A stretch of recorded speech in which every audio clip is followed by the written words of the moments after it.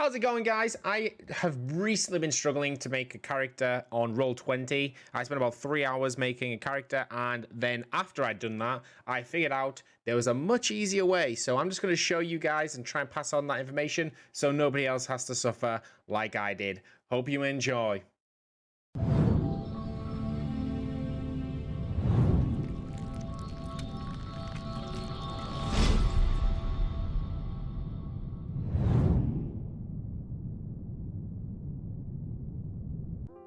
All right, so we're going to start straight from the bottom, guys, straight from scratch. Okay, so what we're going to do is when you load up Roll20 on roll20.net, so just whack your details in as you see fit. Here's just to prove it is a fresh account, and I'm going to be starting from scratch. And there we go, guys. You have got yourself a fresh account, and it will try and get you to walk through some, tutorial guides and things. We'll just get rid of that for now and go on to the most important things. So first of all, you want to go to your profile. This is mainly to change your image and so you can have something more suited to your character. So we'll assume you already have an idea of what character you want. So first of all, you want to open a new tab on Google, and you want to type in something a bit like Elf Ranger. Okay, so you want to type in Elf Ranger, go to images, and you want to pick out whichever one. The more detail you can give, the better. So say your character is an Elf Ranger, and that's what you want it to be.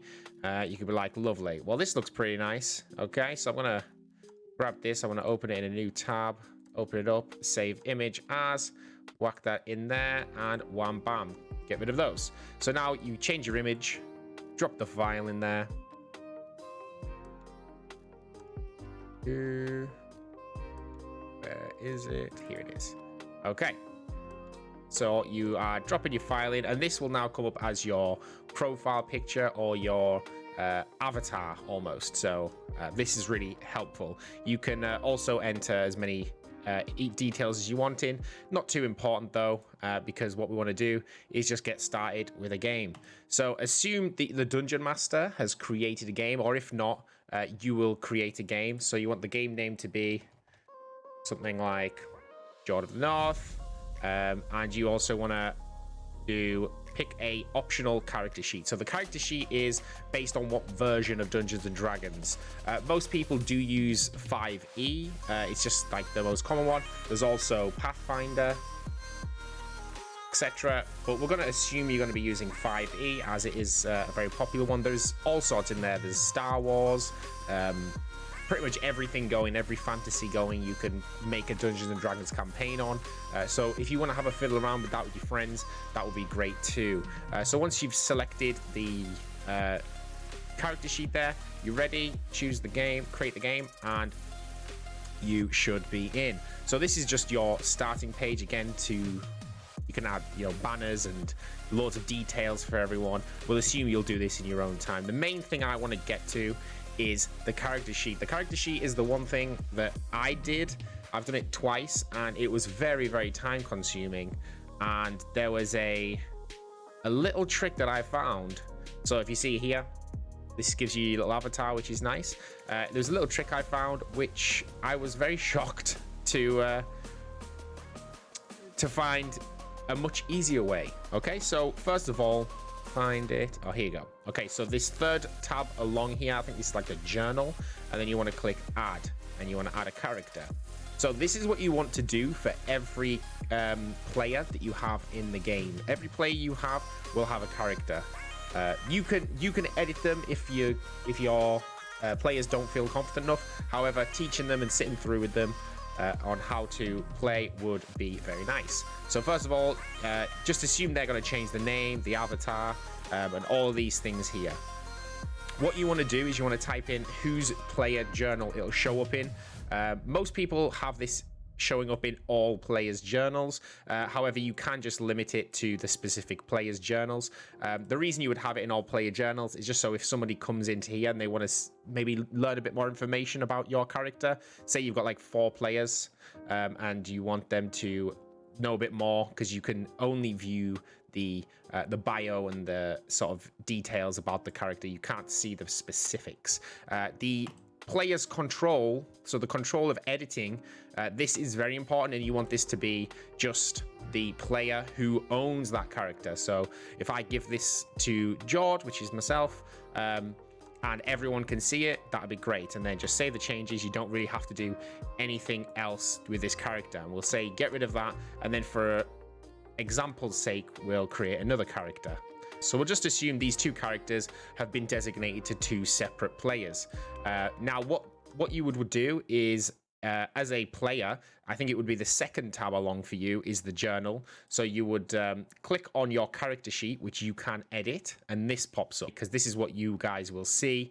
And it can be quite overwhelming. This is what I was met with several times, and I, went through and I decided, right, I'll be a ranger, I'll be an elf, I'll be a dark elf, and you start, filling in what you want here, and sort of going through, and then you go, right, well, I want this one to be set to 15, this one to be set to 14, and you could like just go through this, and it'll just take a long time of going through. And then when it comes to the equipment you're using, and you go, right, this character has a short bow, so you add an item here, and then it'll be like a short bow, and then you have to go onto this and type in short bow 5e to pull up a stat sheet like this, and then find all this information, and then transfer this into here to get that. So this is what I've done several times, which was very unfortunate. I want to show you guys how you don't have to do that, and how you can pretty much do all of this almost immediately.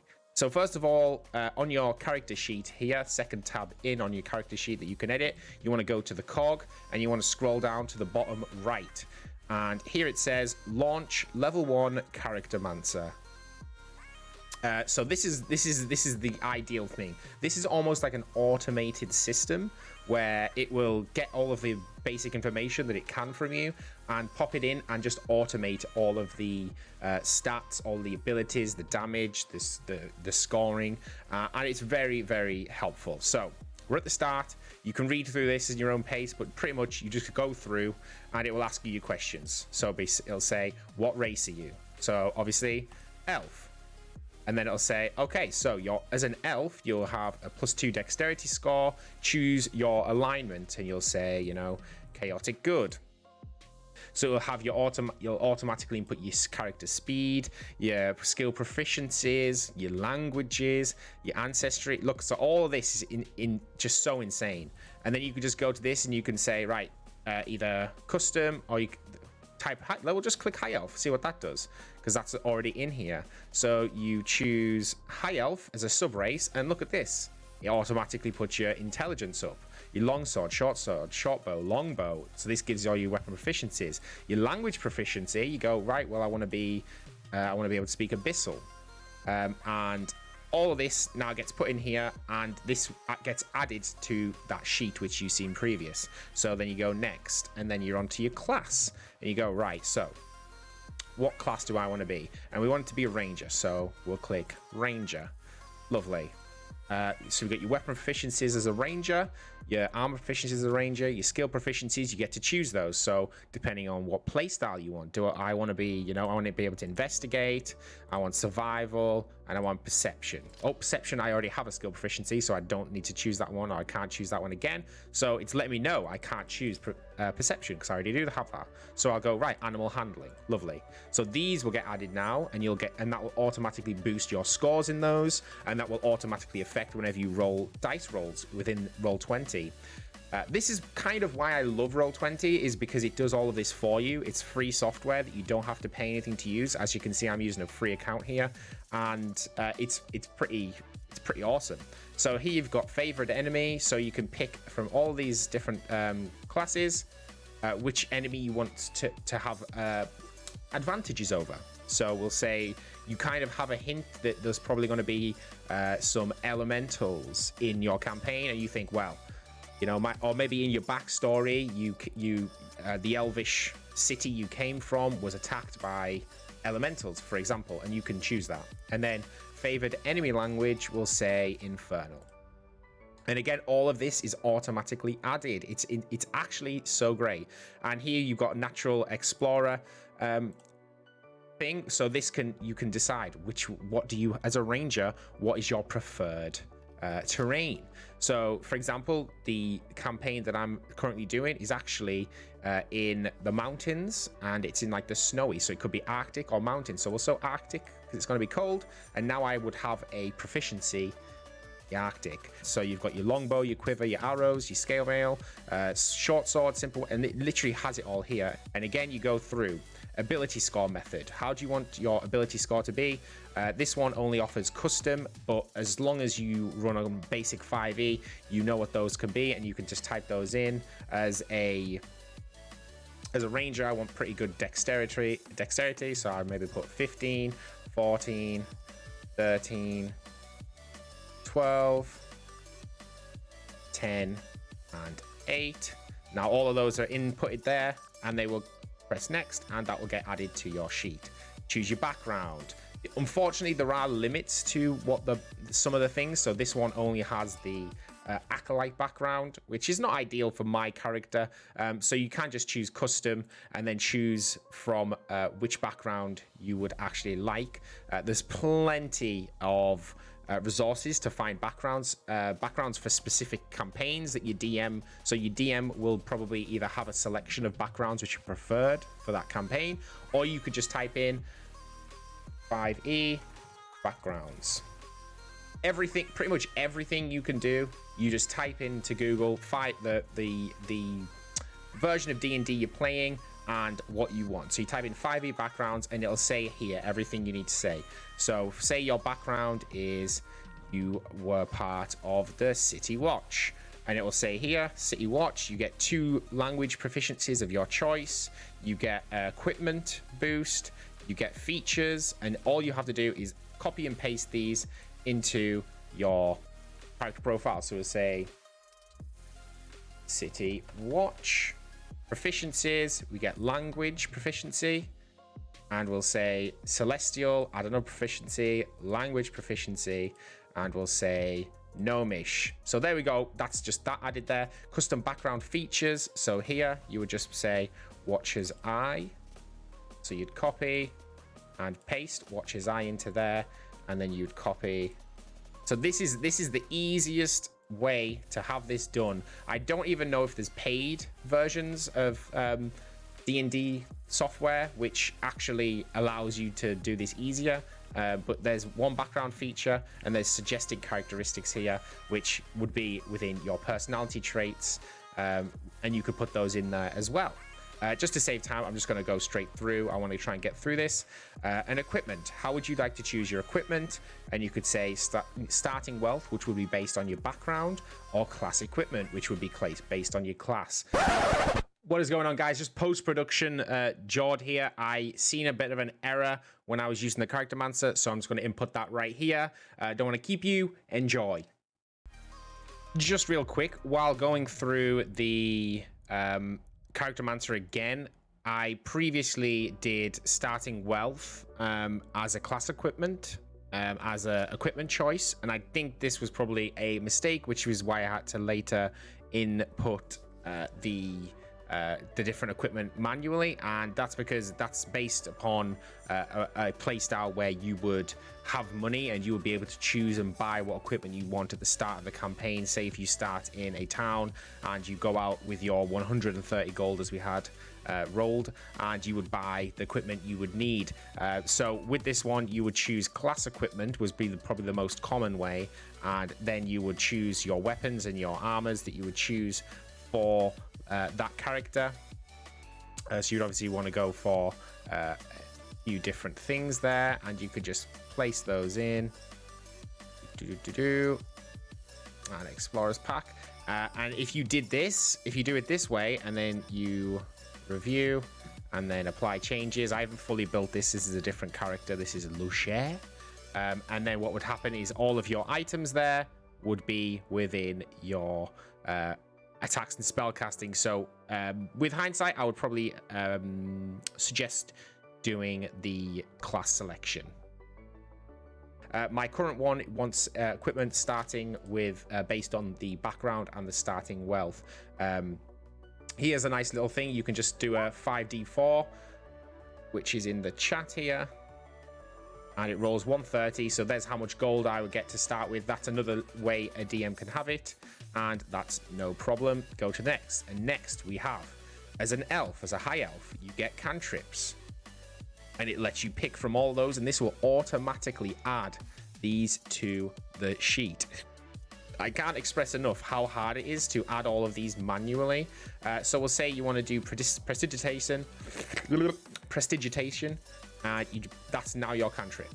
And then feats are things you can add manually, and some of those you can find in your backgrounds, and some of those can be things which you found on the internet. So again, you can type in Feats 5e, and the feats will have a list of all of these different things in which you can have linked to your background. These are all bonuses to things, and things that can affect the roleplay and the gameplay within it. So Elven Accuracy could be my feat, in which case I would add this to the character sheet here. But for right now, we're going to assume that I have no feats, because a lot of the time these are things that you can get throughout the game. So if you do something, the DM can say, well, you've unlocked the feat Elven Accuracy because you have hit so many shots in a row, etc. Depends on, I play a lot of games where the DM can manipulate a lot of things within the game, and I think that just adds so much for the character's immersion. Then your character name, we'll say Jord of the North, age as an elf, but here is the traits of an elf, so it can sort of give you an idea. So if you say here age, so an elf typically claims adulthood around 100, so technically I should make my character 129 and they live up to 750, and so on. You fill all this in, lovely jubbly. And the review, this is just to show everything. We haven't picked the personality traits, the ideal, the bonds, or the flaws, but those are things that come often with your backgrounds, and just a part of you building the character, so bear that in mind. And lovely, apply the changes, your character's getting built, and hey presto, everything here. If we look, we've got the ranger, high elf, city watch, my name, we've got the armor class, the speed, we've got my initiative roll, it's got all of my proficiencies, my multipliers, it's got all that beautiful stuff. The one thing it doesn't have here is my weapons, which is unfortunate. However, just to make this part easier as well, if you had up IV, and this will show up the ranger, and it'll say starting proficiencies, starting equipment. So here you've got scale mail or leather armor. So this the difference between these is leather armor is quieter, it allows you to be more agile. Scale mail has a higher AR armor rating.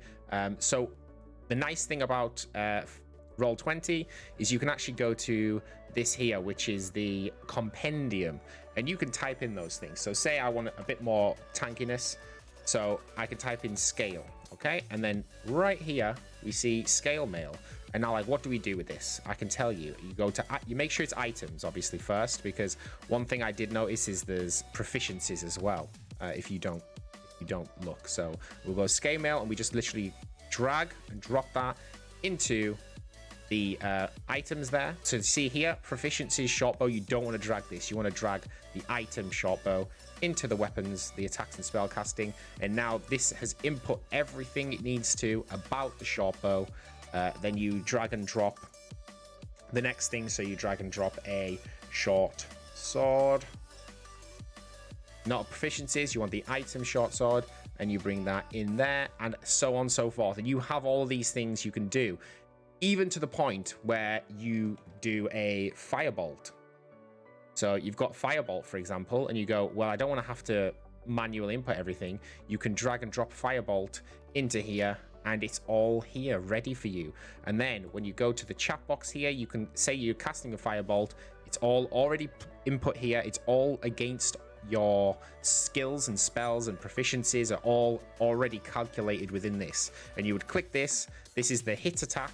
The first one is a miss, so that would mean you would have missed that roll. The second one's a hit, but say you did hit it, you would click the little thing underneath that says fireball, and that calculates your damage for that spell. You do that for short sword hits, and you do that for short bow and all of that things, and everything's automatically done in there. Likewise, when you're playing the campaign, say you remember your favored enemy ability and you go, I just want to let the DM know that I do have the favored enemy ability. You can click this and it will put this in the chat, and it will just be a little reminder that you get these certain advantages within these things. Then you would go to the spells.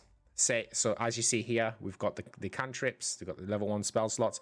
These have already, the prestidigitation was already put in. So again, if you cast prestidigitation, you don't have to roll for that. You would just say, I'm casting prestidigitation, and let everyone have a bit of a visual on what that is. My spellcasting affinities automatically input. All of these things are great.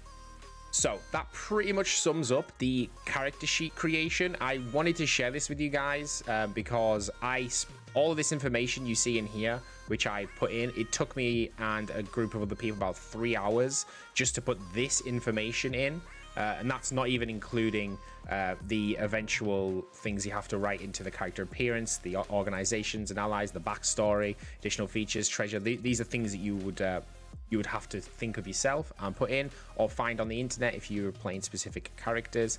There's just so much that you can add, and all of it will be available pretty much by just typing in 5e and the specific information you want to add to your character sheet. Hopefully this helped some people save a bit of time, and you can really just jump in and enjoy some D&D with your friends. If you enjoyed the video, guys, please leave a like, comment, and let me know if you do use this and it has helped you. It's really helpful for me to know if these things actually help people. I just did this on a whim just to help out a few of the other people in my D&D group. And yeah, subscribe, like, leave a comment, and thank you, and I will see you again next time.